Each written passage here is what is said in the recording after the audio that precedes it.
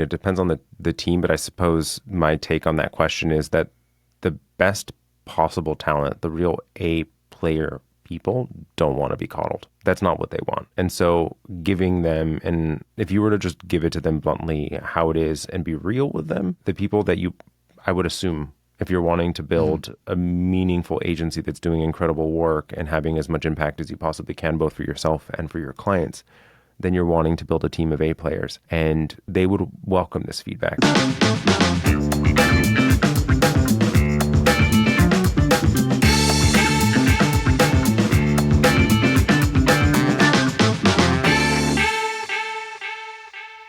Hey everyone. So the reality is I feel like we're living in a time where agencies are navigating these like kind of two different extremes. So on one end, we have radical candor, and the idea is that you care personally while challenging directly. And on the other hand, you have toxic positivity, where everything is just great all the time, even when it actually isn't. So while positivity has its place, let's be clear that toxic positivity is actually killing your agency. So if you want to build an agency that attracts A player talent, creates high impact work, and keeps your clients coming back and back again and again, then silence and sugarcoating the things that are going wrong in your agency is not going to get you there. So today, Darren and I will be talking about how you can find that balance, when positivity is necessary, how to lead with clarity, how to be direct and actually care for your team on a personal level. So how to build a team that doesn't just feel good, performs at the highest level they possibly can. So to kind of set the stage, so we are seeing these agencies fully at these two extremes. One that has overcorrected, and there's been some conversation with Darren and I where I have had this kind of evolved phases of myself of being very, very, very direct to overcorrecting and being overly positive. And there's a space in between the two where you can both care about the individual while also being very direct and allowing for things to actually happen. And removing that fear component where people are fearful of losing your team or having them be fearful of your feedback. So I want to just define what those two extremes are, where you have one where someone is incredibly just actually toxic amount of feedback negativity, and then you have the toxic positivity, and that radical candor in the middle, where you care personally and challenge directly, is this middle ground between the two. So you can have a true, meaningful personal connection while making sure to share the feedback that's necessary. I feel like this toxic positivity term, like even though I did not hear it, as soon as you said it, like I understood what you were talking about, right? So why do you think agencies fall into that overly positive, where it becomes toxic trap to like, it feels like placating to me. Is that how it feels to you, where like at a certain point it just becomes placating and trying to be overly like, I don't want to lose what we've got going on, or this person is too valuable, even though they're messing up, let me kind of sweep it under the rug with some happiness? Like, what do you feel like causes agencies to start to spiral into that position of toxic positivity? I think that a part of what you said is right, but I think it's actually even more core foundational than that, actually. Mm-hmm. And so I'm going to first explain through my experience, and then I'll translate it to agencies. And actually, maybe the easiest way to describe this is through an experience that I've had with my spouse, with Tom. The reality was, and so there was an instance where Tom was drawing in the middle of the night. And so I went to bed, I made a comment about what it was that he was working on, and then I went to sleep. And I woke up at 4 o'clock in the morning, and he's still drawing. And I was like, what are you doing? It's 4 o'clock in the morning. Like, go to sleep, you psychopath. And he was like, well, you made a comment, and I got really excited, so I kept working on this piece of art that I was working on. And so he continued drawing. I went back to sleep. And the next day, I asked him, like, what actually was happening? Like, why did you stay up that late working on art? And it's like, well, I got really excited and motivated because you gave me this piece of positive feedback last night on something that you really liked about what I was working on. And I like huffed, and he got frustrated in the fact that like I laughed a little bit. I was like, why are you laughing at me? And I was like, I'm actually not laughing at you. I'm laughing at myself, because my thought when you said that was that if you had done that to me, I probably would have taken it, put it in a drawer, and never looked at it again. And not because it was you that said it, but if you had given me the exact opposite and told me how shit it was, how bad I was doing, I would have worked on it all night the same way that you had. And so there's the personal feedback piece. So like I'm motivated by imperfection, and creative people tend to be more motivated by the nice, the pretty, the perfection. And so like getting something, and so they are motivated by positive reinforcement. And so when you have a creative led agency, and so this is where I see the two different things happening, where you have a non-creative leading an agency, you have someone that tends to be more negatively motivated. And so they lead their team the same way because that's how they lead their own mind. And then you have the creative person that tends to be more positively motivated. And so they try to do the same thing with their team, where there is a mix between the two, and the organization as a whole needs both. You need to both give positive reinforcement and then also give feedback. And so what we end up defaulting to is that we live in our own heads. At least I've only lived in mine. Don't know about you, but you have this personal reflection of yourself, and the way that you manage others tends to be, at the beginning, at the very least, you reflect yourself in the way that you lead the team. So then where does it become a problem where I am giving too much of this positive feedback? It sounds like if I were to give positive feedback, the team is just going to keep working hard into the middle of the night and get things done, versus if I tell them like, hey, this pixel should be moved here, it'll be demoralizing, and then they'll stop working. And you know what I'm saying? So what when does it come to this point where it's like, this is how you find the balance between the two? Is it just like a person by person basis? Is it ingrained in the culture? Like, how do you know does it come from one part of the business where operations is more so on the negative side and the creative is more so, like, where does that balance and how can it be found? The balance is in honesty. So be positive when positive things are happening and provide feedback when something isn't going well. And the reality is that there's both in every scenario. So there's the good piece, and then there's the piece that could still be improved. And so the toxic part of positivity is when you are trying to make something sound positive when it isn't. And so what it ends up creating is that people don't actually understand where there's need for improvement. If all you're giving them is, this was great, and you did wonderful, and here and there, and you've done the best work since whatever, Michelangelo. The reality is that no one actually understands that there's space and room for improvement. And so they don't actually improve, and they just stay exactly the same the whole time. And on the opposite end, if you're just constantly pointing out someone's foibles or something that's wrong, is that they then think that they're never doing anything right and that they're just always going to fail. So they don't try to do anything new. They don't try to do anything creative. They just feel like they're just stuck in time, frozen. And what ends up creating on the toxic positivity side is a fuck ton of entitlement.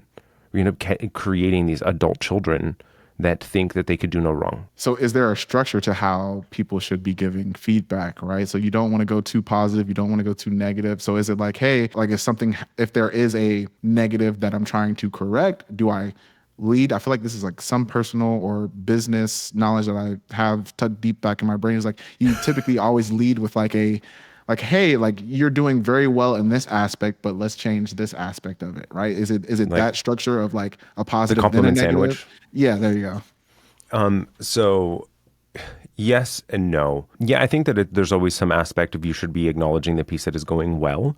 I also think that there just needs to be a moment of being truly positive. When someone's knocked something out of the park and really done something well, just acknowledge the thing that they did really well. It's the piece that I feel like is the problem, is the avoidant more of. So I'll talk about the because I'm a person that is motivated by the imperfection. The piece that I had a really hard time with is like, I would notice the thing that was nice, I just never would articulate it. And so then having to slow down enough to actually I would see it, I would appreciate it, and I would acknowledge it to myself. I just wouldn't say it out loud. So that piece of it's important. On the other side, on the reinforcing too much positivity, if you will, the problem that I see there is that they're trying to make something that otherwise was a negative thing, and they're thinking through how do they make it sound better versus just acknowledging the thing that did go well. So, I really liked the way that you approached this specific component of the project working with the client. Now, the client still just wasn't happy with the work that ended up being produced. And let me ask this question. Are you proud of the work that you did? No? Well, I know you to be a person that is X, Y, and Z. So you're going to provide them with the feedback, and you can make it positive, theoretically, by phrasing it in such a way like, I know you to be a person that is incredibly dedicated, always wanting to do the best possible work. And it feels like that didn't happen here. What happened? And then take some interest in what's going on. So maybe they just had a bad week. Maybe they were arguing with their partner and ended up creating a block in their creative juices, whatever, right? So it's like, how do you take an inquisitive approach to the conversation, but just don't avoid the piece that is the problem? Just the idea of just being nice for the sake of it, just no matter what the scenario is of being nice. It's like, that doesn't actually help anyone get better.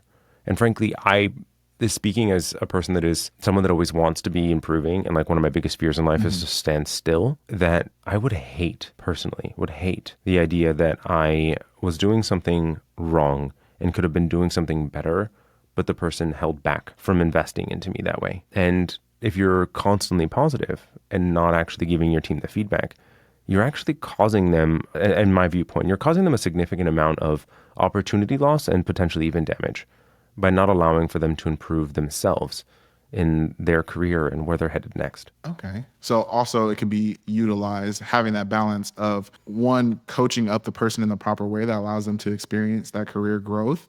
And then it sounds like it also may filter out the people who are not suited for what it is you're looking to achieve with your agency, right? So if somebody is coming back to you with an objection to your radical feedback, like how is it that you would kind of handle that situation, right? Because if I'm somebody who's been always told yes, like you're great, you're amazing, like how do you correct the behavior of you having that toxic positivity to me now hearing what your actual thoughts are on, hey, like you could have done better here, you could have done better there, but like my head is already in the clouds, so to speak. And I really feel like I should deserve a raise versus you telling me what to do, right? Yeah. Well, I mean, I think that it's a difficult thing. I mean, it depends on the team, but I suppose my take on that question is that the best possible talent, the real A player people, don't want to be coddled. That's not what they want. And so giving them, and if you were to just give it to them bluntly how it is and be real with them, the people that I would assume, if you're wanting to build a meaningful agency that's doing incredible work and having as much impact as you possibly can, both for yourself and for your clients, then you're wanting to build a team of A players, and they would welcome this feedback. I mean, when I think back to being in art school, one of my favorite things about art school was critique. Like, please beat it up. Like, I wanted to hear it. I loved it.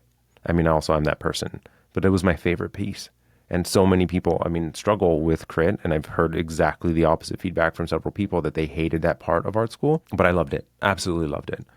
And I do consider myself, and this sounds incredibly egotistical, but I do consider myself to be a person that wants to be constantly at the top of my game and like the A player personality type. And I would not have wanted that. Like, don't tell me that I'm great when I'm not. Tell me when I'm messing up. Tell me what I did well, because like I want to keep doing that. But also tell me where I'm wrong. And those people don't want to be coddled. They just don't. And if they want to be coddled, then I'm sorry, but they probably should be pushed out. You know, that's funny because to me, I'm the exact opposite, but I'm also similar, right? Like it is like nails on a chalkboard when you're telling me that I've done something wrong, because it's like, I need to be perfect. I should have thought of this. I should have done that. I should have fixed this, right? And so like, I hate hearing the critique, but I know it's making me better. So like, it pushes me to like, okay, let me fix this. Okay, so next time when you're giving me the feedback, it's like, there's no nails on the chalkboard. It's more so just like, oh, you did well here. You did well there. So I see how that functions. So how does that operate in kind of the agency setting of like,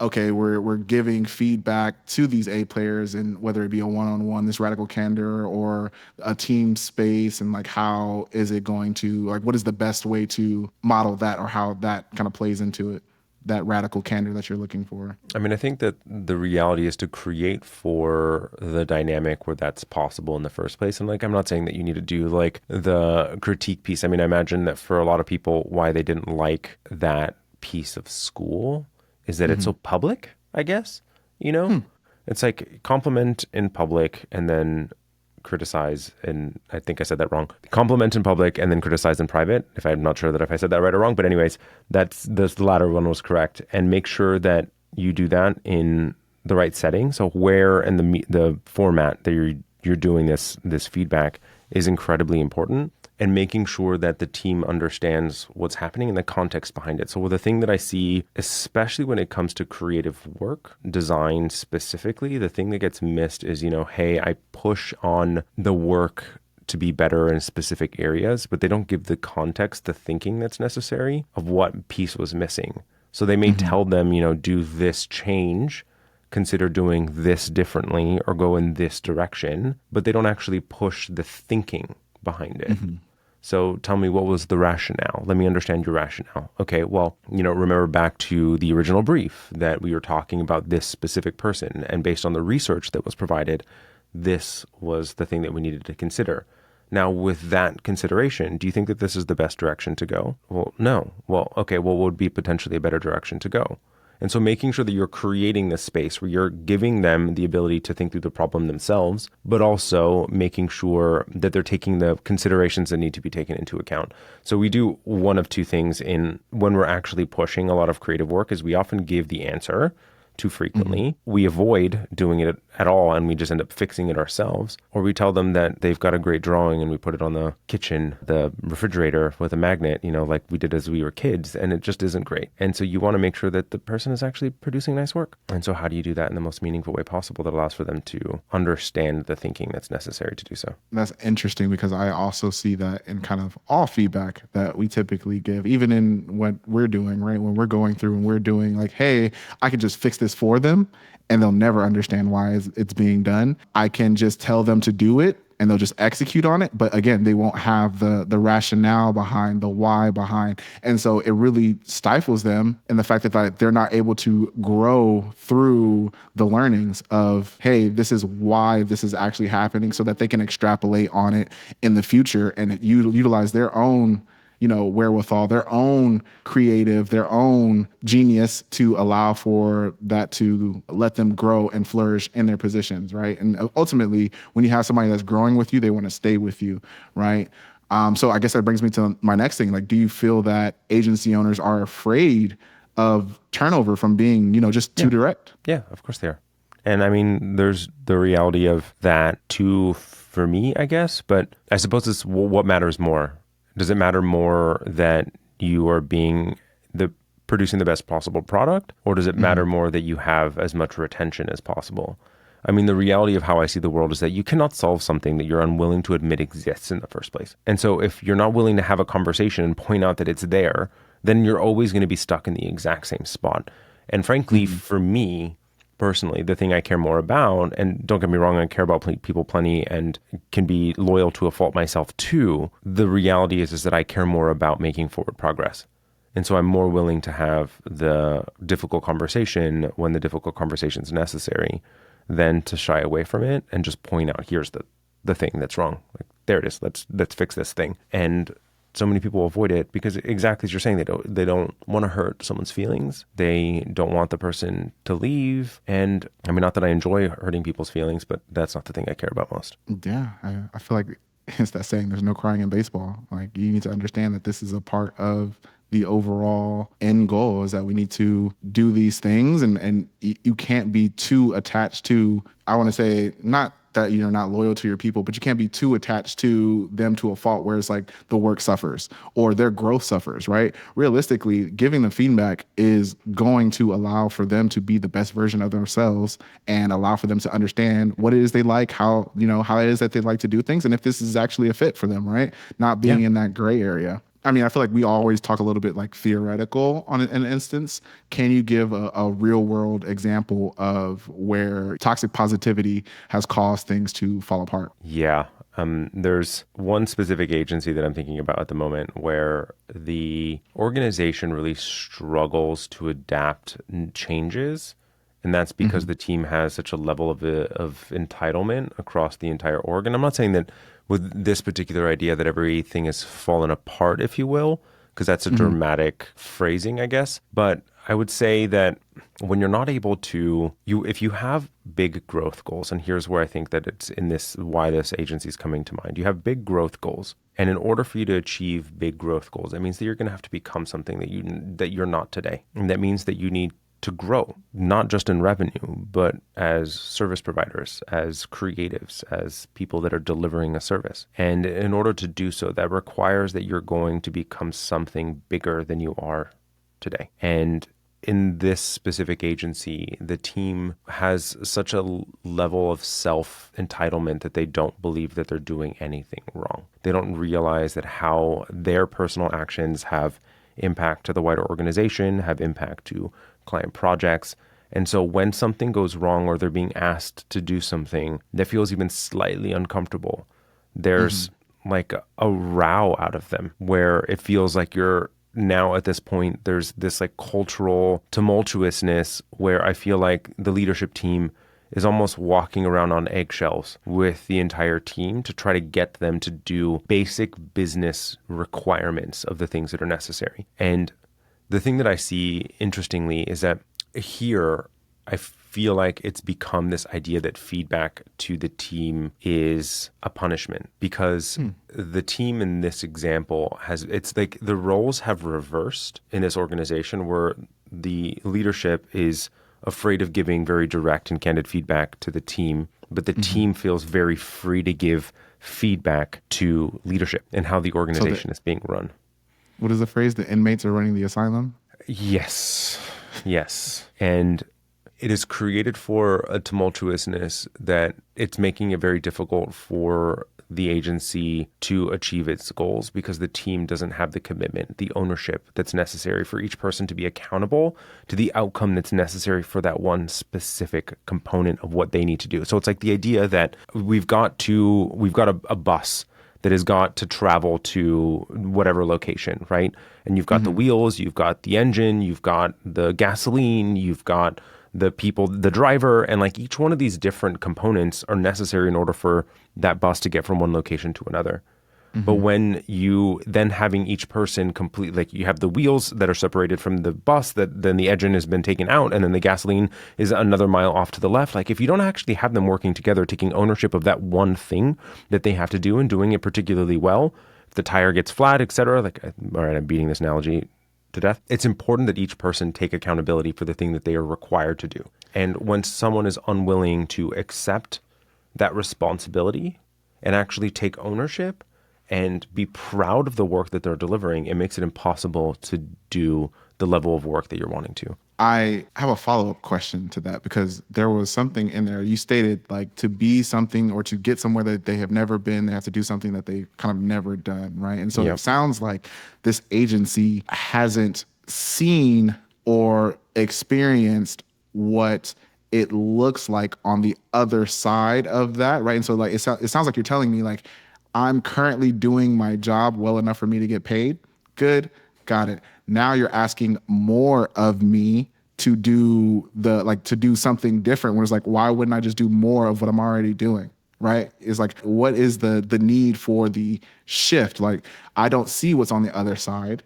Right. And it doesn't sound like it's being articulated to me like this is why we need to move in this direction, or this is why you need to take more ownership of your role, right? Because I only have my blinders on and I see that I'm doing task A. I've been doing task A, and now you're asking me to do task A plus. And it's like, well, task A was working these past 5 years. Why do we need to do task A plus?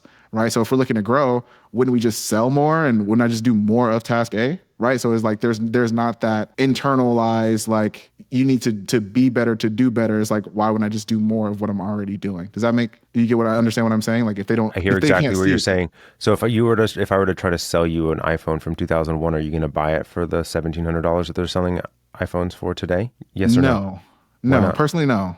Well, why not? But why wouldn't you want, and I'm making a point going back and forth of, well, why not, right? Like the iPhone from one year to another added A plus B, and then A plus B plus C, and A plus B plus D. And then, oh, we got rid of A, so now it's just B, C, and D now, right? So the world is constantly adapting and changing. And if the reality of any person, any single person, you and me included, if we think that we are going to be able to not only earn the same or more by doing the same things every single day and not improving, then I'm sorry, but you're not cut out for this world because that is not life. That is not how it is.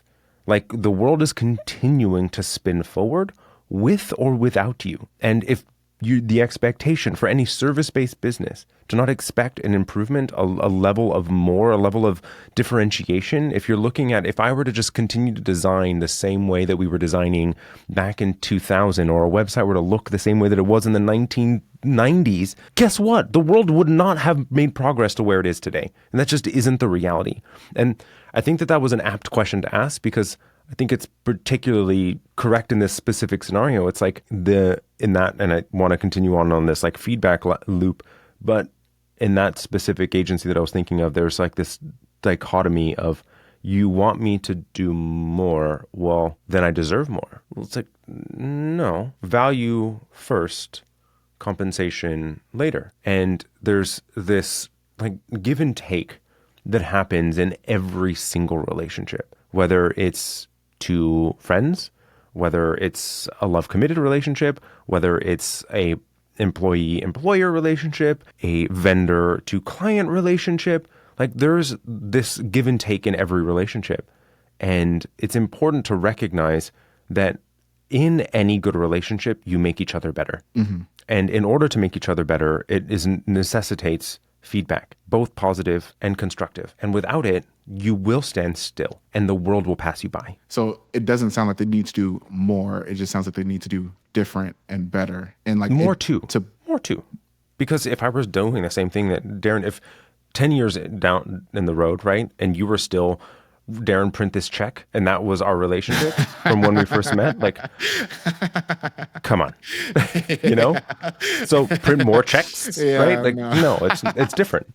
So yes, you're doing more. That was definitely rare. But no, I'm saying like different. Like I'll send ACHs, but like you want me to print out this check, lick a stamp, mail it, go to like, come on, man. There's something we can be doing different here to improve not only our client's experience, but my experience. And I think that also is going to entail, right, what is going to help push the growth of the agency, right? Because as you were saying it, I was thinking of it and it's like, well, yeah, why would I, new state-of-the-art company trying to hire a design agency, why would I pick you if you guys are on the 1970 standards, right? Why would I not pick the agency who has done this type of work, who has built out, the different systems that allow for us to get revisions quicker or not have a system in place that would enhance my overall experience as the consumer and make me feel okay with parting with my money. Like I'm going to pay you guys tens of thousands, hundreds of thousands of dollars.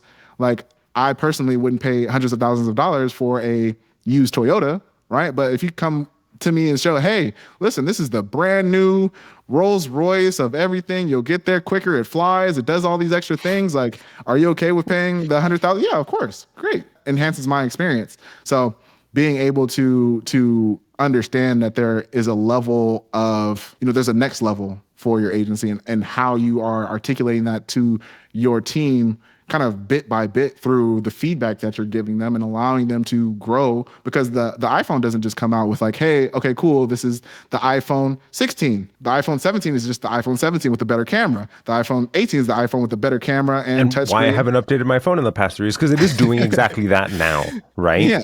And I used to upgrade my phone every year. Like now I had to have it because it has this new feature, but no, it's kind of not doing that anymore. And so I stopped but if you upgrading. compare it to the iPhone 1, sure. But thousands of times better. The 15 to 16, and are we on 17? I don't even know which one we're on anymore. I don't know where we're on anymore. Yeah. But I haven't upgraded my phone in several years because like it hasn't made a measurable change. And so like, am I going to part with $2,000 for an unmeasurable amount of change? No. But I also think that it's important to recognize too that part of this is actually about creating meaningful psychological safety. But that doesn't mean that there's no accountability when people are feeling safe in that communication cycle. So when expectations are unclear, then it makes for the actual performance of your team to be inconsistent. And A players, so a couple of things, right? Presumably you want to have an agency filled with A players. One, they don't want to be left alone because that means that they feel like they're pulling everybody's weight. So what you'll end up doing is that C performers will end up killing A players. So either end up reducing the amount of workload and the amount of output that they can have and start caring less, or they will leave and go somewhere else because they don't actually see the amount of impact and improvement that's happening anymore. And so you're doing two things. By keeping and not providing the feedback that's necessary for those individuals, you're slowing down their progress, which is not going to keep an A player. You're not providing for the amount of feedback that's necessary for the person to become the A player if they are not an A player today, which then ends up making for your A players not care as much and then want to exit. And it's incredibly vital to recognize that if you're doing that, you're not going to build a high-performing agency. And building a high-performing agency isn't going to be done through silence or fake smiles. Radical candor is leadership. And when we care enough to speak up, to coach, to level up ourselves as leaders and level up our team, then your agency can truly grow. If you start on recognizing this piece today, give praise when needed, deliver feedback when appropriate, doing praise in public, coaching and feedback in private, and not let this toxic positivity or over negativity, and actually allow for you to have that right amount of feedback improvement, you can achieve your team's true potential and then your agency's true potential. Hey everyone, thank you so much for listening in today. With all of the shifts in the industry, it is easy to feel overwhelmed or unsure of your next move. So I'm not here to try to sell you anything. I just want to give back and guide you through the uncertainty. Whether you're navigating new trends or just need some clarity, we're here to listen and offer advice. Head to creativeagencysuccess.com/chat to book a free 15-minute chat with an agency mentor who can provide you with a fresh perspective. Let's figure out the best steps for your agency's growth together.